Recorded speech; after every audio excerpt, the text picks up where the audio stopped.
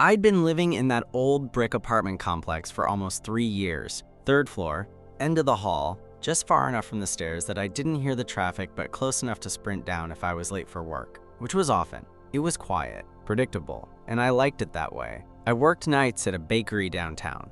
Assistant baker, technically, though most mornings it felt like I was just the guy who cleaned up everyone else's mess. I kept to myself. I had a few friends, a small vinyl collection, and a cat named Ramen who liked to scream at 3 a.m. I wasn't unhappy, but I wouldn't call it a life I ever pictured telling stories about. Until the guy moved in across the hall. I noticed him first through the peephole.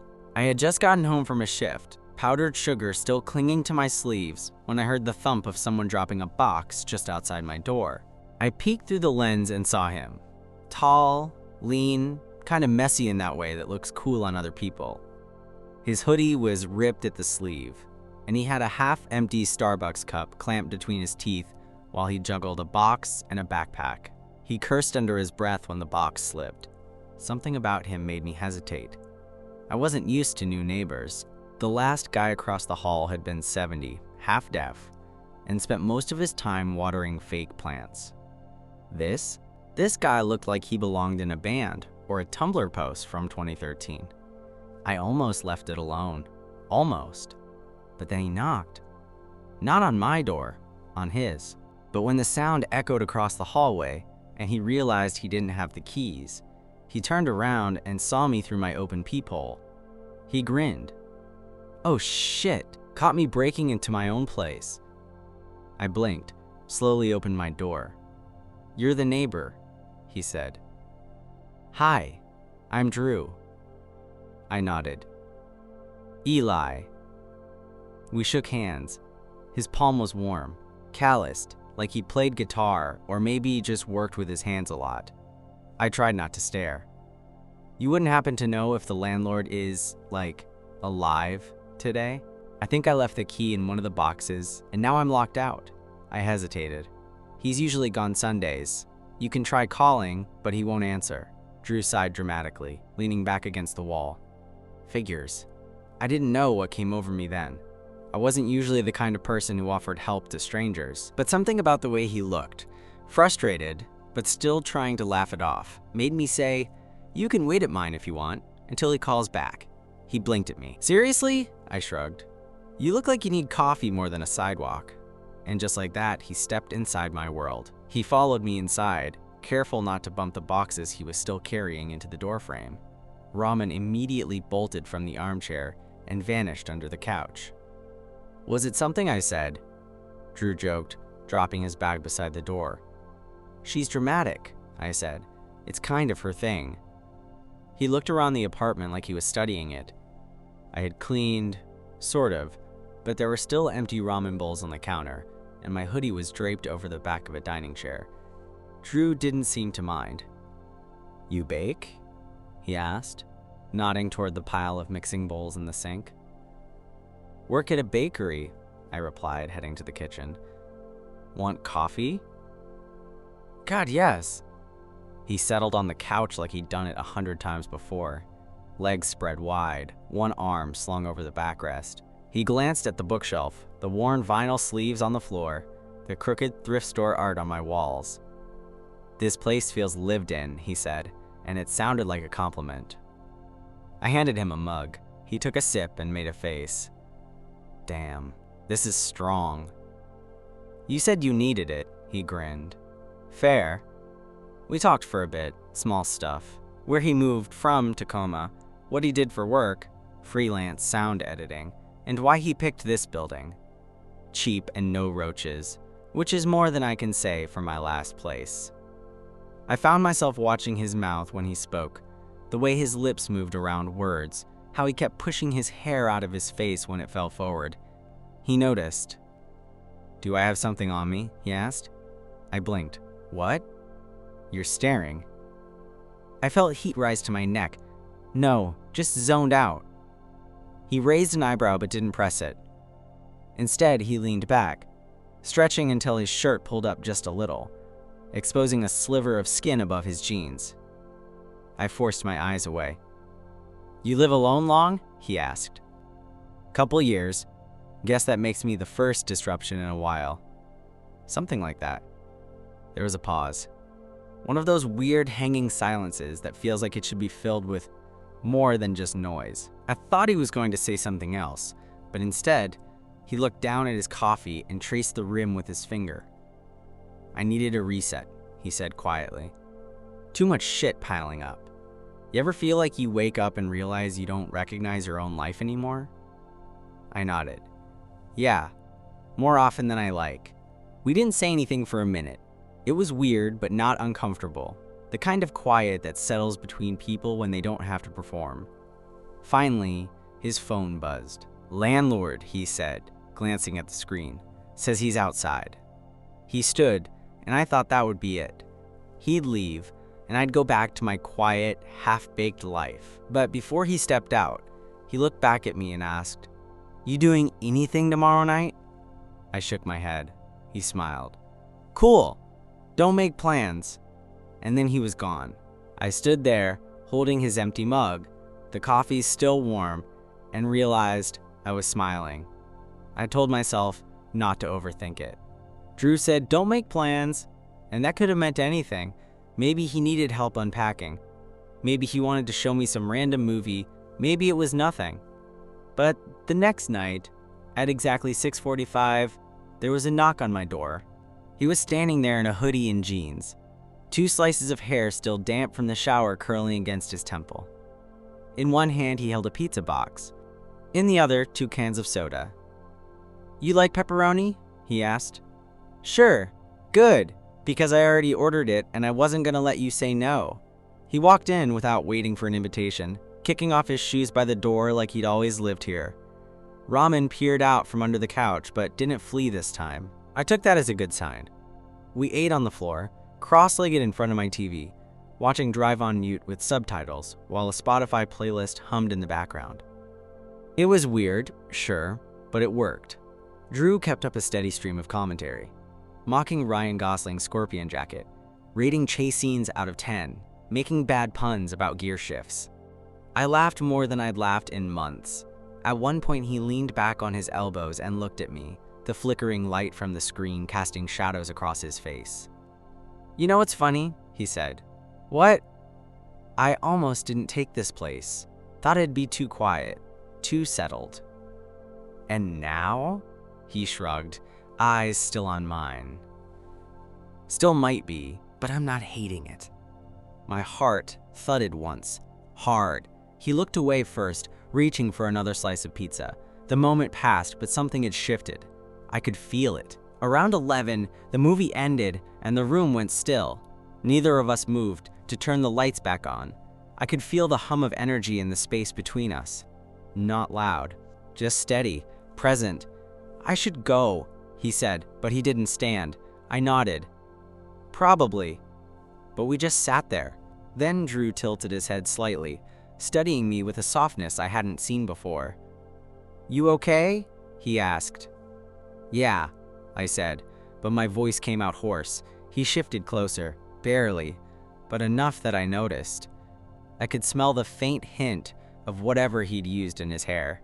Cedar. Mint. And then he touched my knee. Light. Tentative. Like he was testing something. I froze. He didn't pull back.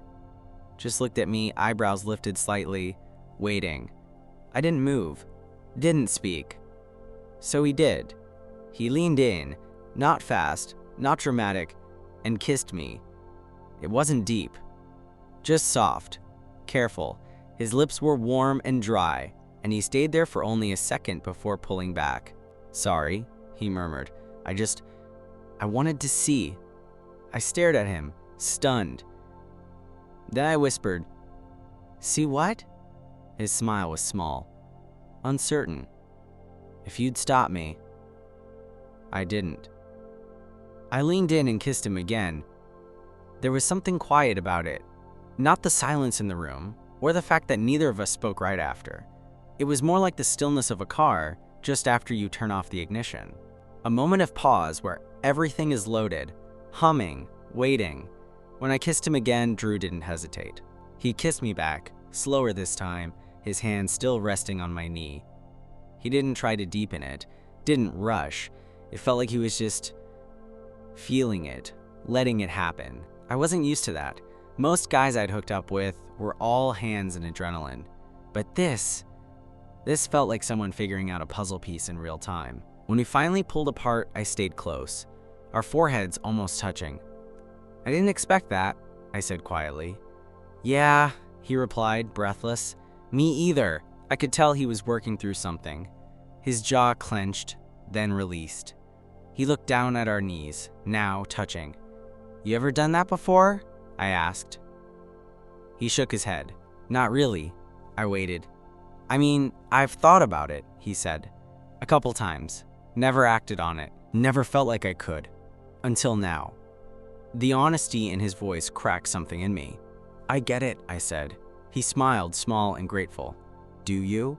Yeah, I do. We didn't say much else that night. He left a little after midnight, mumbling something about needing to think, but not in a panicked way. He looked back as he walked across the hall, hand lingering on my doorknob before it closed. I stood there for a while after, just breathing. The next few days were weird, but not bad. We didn't ignore what happened, but we didn't rush it either. He'd text things like, coffee? Or, you watching that dumb baking show again? Like he always had.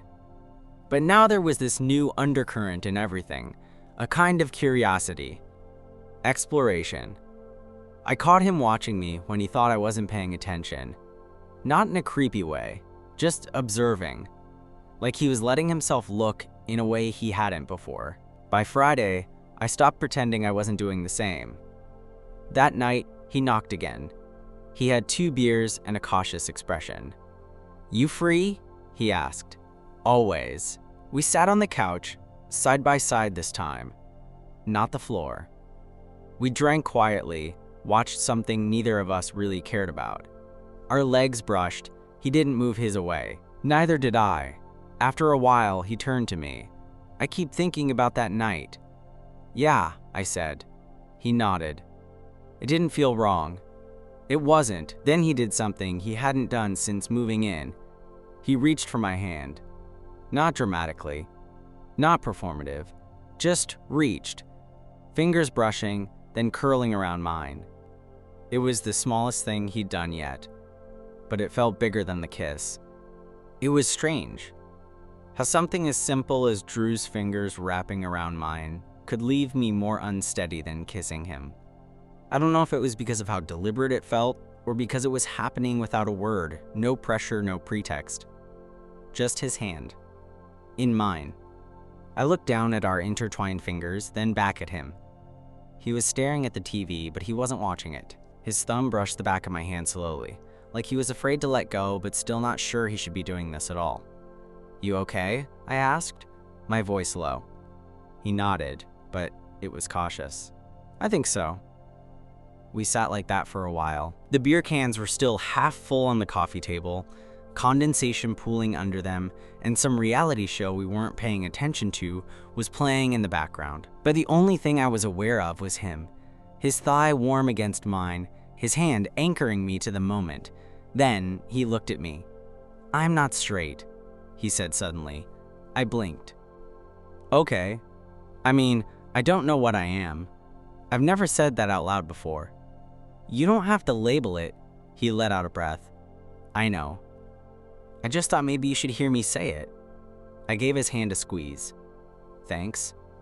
He looked down at our hands, then at me again. Is this okay? Me? Figuring it out here? With you? I nodded. Yeah. It's more than okay. Something shifted in his face. A kind of relief. Like he hadn't even realized he was holding tension. Until it started to ease. He leaned his head back against the couch, eyes closing. I've had girlfriends, he said after a minute. But it always felt like I was on the outside of something I was supposed to feel. I stayed quiet. Even hooking up, he continued. It was fine. Good even. But it always felt like acting. Like I was waiting for something to click. And did it ever? "No," he said. "Not until that night here." I felt something in my chest twist. Not pain, not pity, just that sharp, aching awareness you get when someone lets you in a little too deep. "You're not acting now?" I asked. He turned his head slowly toward me. "No." And then, softly, almost like a question, "Can I kiss you again?" I nodded. He leaned in, slower this time than the first, more sure of himself. The kiss was longer, deeper, and I felt his other hand rise to the side of my face, fingers brushing my jaw. When we pulled apart, he didn't move far. His forehead rested against mine. "You make this feel easy," he whispered. "You make it feel new," I said. He smiled against my cheek. "We're kind of a mess, huh?" "Maybe, but we're a good one." After that night, everything felt quieter, not in a bad way, more like the kind of quiet after a storm, when the air is clearer and every sound feels a little more intentional. Drew didn't rush anything, and neither did I. There was no need to define things out loud yet. We were just there, together, in whatever this was. The next morning, I found him in my kitchen. He'd apparently let himself in with the key I didn't remember giving him. He was shirtless, in joggers, barefoot, hair tousled like he just rolled out of bed. Ramen had warmed up to him enough to hop onto the counter and stare at him judgmentally. But Drew didn't even flinch. He just scratched behind her ears like he did it every day. "Did you just break in?" I asked, walking in bleary-eyed. He grinned. "Nope. You gave me the key. Or maybe I stole it. Who's to say?" "You're impossible. And you're late," he said, holding out a piece of toast. "Didn't you say you had to be in by 9? I checked the clock. 8:43. Shit. I scrambled into my room to throw on clothes.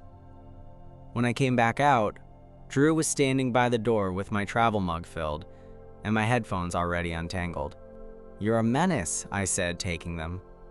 "I'm the best thing that's ever happened to you," he replied. And maybe he wasn't wrong. That day at work, I caught myself smiling for no reason. While cleaning the mixing table, while restocking flour, while listening to my manager drone on about expired yeast, I just kept thinking about Drew. About the way he kissed me the night before, slow and searching. The way he looked when he talked about not being sure of himself but knowing something was finally clicking. About how he'd touched my face like it mattered. That night, when I got home, the hallway was dark. His door was closed, no light under the crack. I stood there for a second, wondering if I should knock. I didn't want to push, but just as I reached for the handle to my own place, his door opened. "Hey," he said, like he'd been waiting. "Hey." We stood there in the middle of the hall for a moment. "You want to come over?" he asked. "Just hang out, no pressure." I nodded. His place was a little messier than mine. Boxes still half unpacked, a pair of socks peeking out from under the couch. But it was warm, lived in. It smelled like cedar and cheap takeout, and something faintly citrus. We sat on his floor, backs against the couch, knees brushing. We didn't say much. He put on a playlist, ambient indie stuff I didn't recognize, and we just sat in the low light, letting it wash over us. After a while, he looked at me. "I don't want to screw this up," he said quiet. "You won't." He hesitated. "Even if I don't know what I'm doing?" "I didn't either," I said. "The first time someone kissed me, I was terrified, but it didn't matter. What mattered was that it felt right." He leaned his head on my shoulder. "This feels right." I rested my head against his. "Yeah," I said. "It does." Things didn't explode into passion overnight. There were no fireworks, no dramatic declarations, no waking up in tangled sheets after some life-altering night. It was slower than that. More honest. He started leaving little things at my place: his favorite hoodie, a spare phone charger, a pair of socks that somehow always ended up on my floor. He'd crash on my couch after late nights, sometimes falling asleep during a movie, one arm slung over his eyes like he didn't want to face how easy it had all become. One night, maybe 2 weeks after that first kiss, he didn't go home at all. We were sitting on my bed, his head on my thigh, while I read a graphic novel out loud, something stupid and funny. He'd been half asleep when I finished the last page. I didn't move. Neither did he. Eventually, he murmured, "I like this." I brushed my fingers through his hair. "Me too. I don't feel weird around you." "Good, because you're not." He shifted to look up at me. "Do you think that makes this real?" I nodded. "Yeah, I do." He exhaled and sat up, pulling me in by the collar of my shirt and kissing me again. Slower, deeper, like he finally knew what he was asking for. That night, he stayed. Not just as a guest. He stayed. It didn't solve everything. He still had questions about himself, about what it meant, what it didn't, but the difference was, now we faced it together. We made space for each other, literally and emotionally. He put up posters in my place, started using my shampoo. He learned to bake banana bread and ruined 2 batches before finally getting it right. I found out he hummed when he worked on his laptop and that he sometimes talked in his sleep. I never told him what he said. Some things are sweeter left unsaid. He came out to his sister over text one night while we were eating on the fire escape. She replied, "Cool, now tell Mom and bring him over. I want banana bread." He cried. I held him. The months passed like that. Quiet mornings, shared toothbrushes, spontaneous dance parties in the kitchen, and every so often, he'd say something like, "I don't know how I ended up here," and I'd reply, "I opened the door." It was that simple, and that complicated. One day, he asked if we should make it official. I laughed and asked, "Isn't it already?" But I said yes anyway, just to make sure he heard it out loud. So now, when people ask me how we met, I just say, he moved in across the hall. But the real story? He moved into my life. And I'm never letting him leave. It was a Tuesday. Not a birthday. Not a holiday. Not one of those cinematic moments with rain and string music. Just a Tuesday. I came home late from work, covered in flour and smelling like cinnamon and burnt sugar. My feet ached. My brain was fried. I just wanted to take off my shoes and not speak for 10 minutes. But when I opened the door, something was different. The lights were dim. A single candle burned on the coffee table. The air smelled like pasta and garlic and something lemony that I couldn't quite place. The TV was off. Music was playing, some indie acoustic playlist I didn't recognize, but it was soft and warm and humming in the background, and Drew was standing in the kitchen. He was barefoot, in joggers and one of my sweatshirts, oversized on him, sleeves pushed up clumsily. His hair was damp, like he'd just showered. He looked up when I came in and smiled. Small, a little unsure. "Hey," he said. I blinked. "Hey, did I forget something, anniversary or?" "No," he said, stepping forward. "Nothing like that. I wanted to do something nice." He took my bag from my shoulder and set it down gently. Then he leaned up and kissed my cheek. "You always do stuff for me. Feed me, make space for me, put up with all my weird half moods and bad laundry habits. I thought maybe tonight I'd take care of you." I didn't know what to say. No one had ever framed things like that before, not without expecting something in return. But Drew didn't look like he was waiting for a reaction. He just wanted to show up. "Thanks," I said, trying to keep my voice from cracking. He led me to the couch, already set with 2 plates, 2 glasses of water, and a paper towel folded like a napkin. We ate in silence at first. The pasta was perfect, light, spicy, with lemon zest and a hint of Parmesan. I didn't even know he could cook like this. "This is amazing," I said around a mouthful. He beamed. "You think?" "You've been holding out on me." "Only because I was afraid I'd mess it up," he admitted. "But I watched like 4 YouTube videos today." I laughed. "So this was premeditated?" "Maybe a little." He looked nervous again, his hand fiddling with the hem of his sleeve. "Can I tell you something?" he asked, suddenly serious. I put my fork down. "Yeah, of course." He swallowed hard. "I think I'm in love with you." It hit like a soft punch to the chest. He didn't rush it, didn't say it like it needed a response. He just put it there, on the table between us, waiting quietly. "I've been thinking about saying it for weeks," he went on. "Every time you do something dumb like sing to the cat, or make that awful gas station coffee because you think it's ironically good, or when you talk about bread like it's a religion. I wanted to say it then, but it never felt like the right moment." My throat tightened. I felt stupidly warm all over. "I didn't want to freak you out," he said, "or ruin something, but it's been sitting in my chest like a stone, and I needed you to know." I reached for his hand across the table. "You didn't ruin anything." He looked up, eyes a little glassy. "No?" I shook my head. "No, you didn't." He exhaled, shaky, like he'd been holding that breath for weeks. I leaned in and kissed him, soft, slow, not because we had to, but because I needed to. Because it was the only thing that made sense in that moment. When we pulled apart, I whispered, "I love you too." He grinned, a little stunned, like he hadn't dared to expect it. "Yeah?"